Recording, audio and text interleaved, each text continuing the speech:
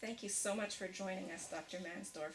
Can you tell me what you mean by psychological asymmetry in this war? Okay. When we speak about asymmetry, in a military sense, we speak about a strong army versus a weak army.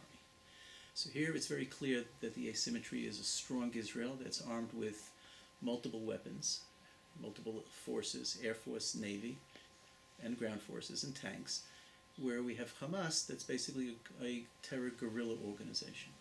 But psychological asymmetry, and here's where things are reversed, is where one side is able to behaviorally act in a way where there's absolutely no restraints, and another side does have restraints. So that's where we see Hamas has an advantage, because the types of things they're able to do, and this is actually part of their strategy, is that they're able to attack the other side civilians with impunity, and this is part of, there's nothing restraining them from doing that.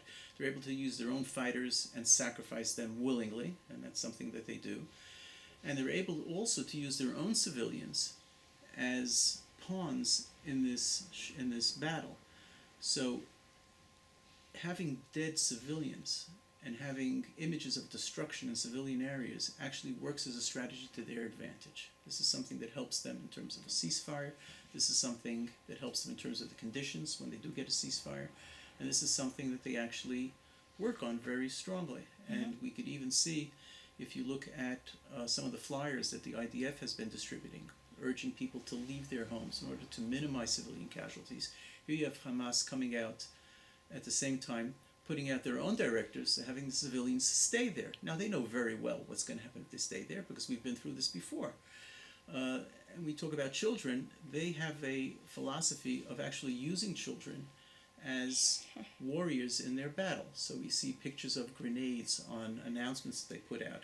With the text, actually, if you look at the text, you'll see the text actually speaks about 250,000 Palestinian youth that will be using the grenades instead of stones, which is a traditional weapon that they use against the Israeli soldiers. So this is a strategy. It's an asymmetry. It's something where the Israelis are not allowed to use that type of, people say if Israel acted like Syria, this war would have been over in 3 days. But Israel is not acting like Syria and won't act like Syria, and that's where the asymmetry is. The type of behavior that you see in the Syrian civil war is the type of behavior that Hamas is using. The type of behavior that Israel is using is the type of behavior that a normal Western country that is following the rules of war will use.